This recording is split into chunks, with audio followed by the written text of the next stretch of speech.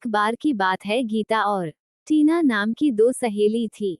गीता के पिता एक स्कूल में टीचर थे, जबकि टीना के पिता एक बिजनेसमैन थे। टीना अमीर थी जबकि गीता गरीब थी। टीना थोड़ी लापरवाह किस्म की लड़की थी, जबकि गीता एक समझदार और अपने काम को सही से करने वाली लड़की थी। कुछ समय के बाद वह दोनों बड़े हुए और एक कॉलेज में पढ़ने लगे। टीना को अपने ही कॉलेज में पढ़ने वाले एक अमीर घर के लड़के से प्यार हो गया और उन्होंने कॉलेज के बाद शादी कर ली। गीता की शादी कॉलेज के बाद मिडिल क्लास के एक सरकारी क्लर्क से हुई।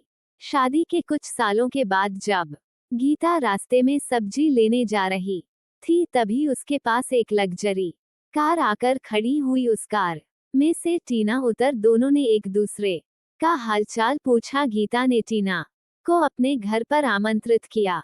इसके बाद टीना गीता के घर पर गई। टीना ने गीता के घर और उसकी लोकेलिटी के बारे में कुछ कहना शुरू कर दिया। टीना ने गीता को कहा कि तुम इतने छोटे घर में कैसे रहती हो, और तुम्हारे साथ तो तुम्हारे सास ससुर भी रहते हैं, तुम कैसे मैनेज कर पाती हो। लेकिन गीता ने टीना की बात का बुरा नहीं माना और बड़ी ही समझदारी से उसका जवाब दिया। टीना ने गीता को अगले दिन अपने लड़के के बर्थडे पर आमंत्रित किया। गीता अपने पति और अपने लड़के के साथ टीना के घर पर पहुंची। टीना एक अच्छी सोसाइटी में एक बिल्डिंग में एक फ्लैट में रहती थी। टीना ने गीता के सामने अपनी बिल्डिंग और फ्लैट की तारीफ करन शुरू कर दी। गीता ने टीना से जब उसके पति के बारे में पूछा तो उसने कहा कि वह आज अपने बेटे के बर्थडे में नहीं आ पाएंगे क्योंकि वह बिजनेस में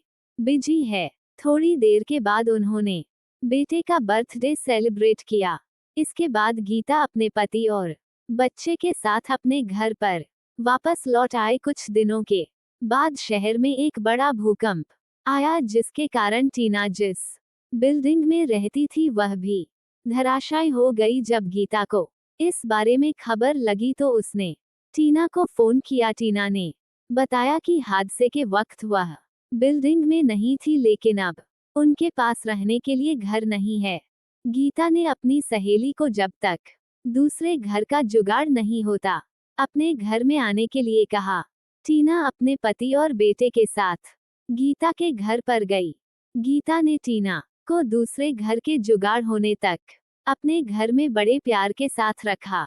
टीना को गीता के प्यारे बर्ताव और उनके परिवार के आपस में मिलजुल कर रहने के रवैये को देखकर बहुत अच्छा लगा। टीना को अपने पहले की गीता को नीचे दिखाने की हरकत पर पछतावा हुआ। अब उसे पता चल चुका था कि सादगी भरा जीवन अपने पूरे परिवार के साथ मिलजुल कर रहने में ही सच्चा सुख है।